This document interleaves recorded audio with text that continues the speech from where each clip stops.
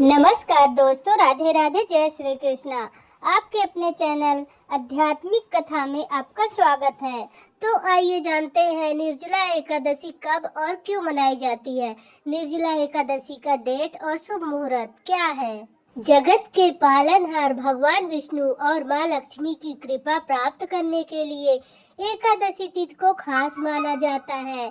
इस व्रत को हर महीने के कृष्ण पक्ष और शुक्ल पक्ष की एकादशी तिथि पर किया जाता है।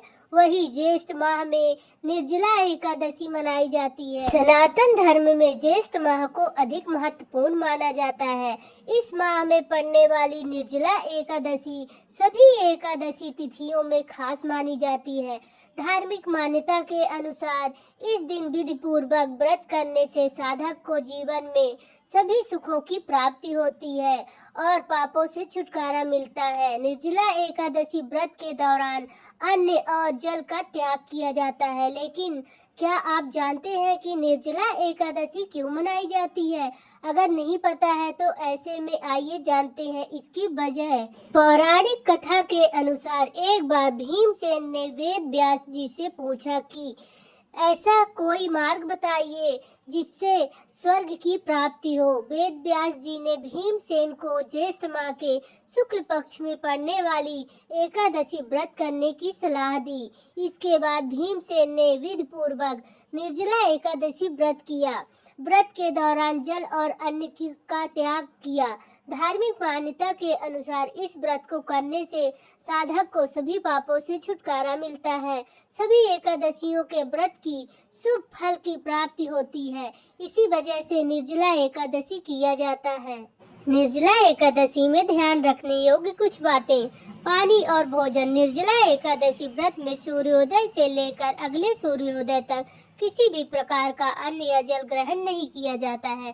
तुलसी। एकादशी के दिन तुलसी को स्पर्श करना वर्जित माना जाता है। तामसिक भोजन। एकादशी के दिन तामसिक भोजन और शराब से दूर रहना चाहिए। सोना, निद्रा। एकादशी के दिन जमीन पर सोना चाहिए। झाड़ू। इस दिन झाड़ू नहीं लगाना चाहिए। बाल या नाखून। एकादशी के दिन बाल या नाखून नहीं काटने चाहिए। दान। व्रत के दिन श्रद्धा अनुसार गरीबों को अन्न, धन, भोजन और वस्त्र का दान करना चाहिए। ब्राह्मण भोजन। एकादशी के दिन जो लोग व्रत करते हैं और जो लोग नहीं भी व्रत करते हैं तो ब्राह्मणों को भोजन कराएं।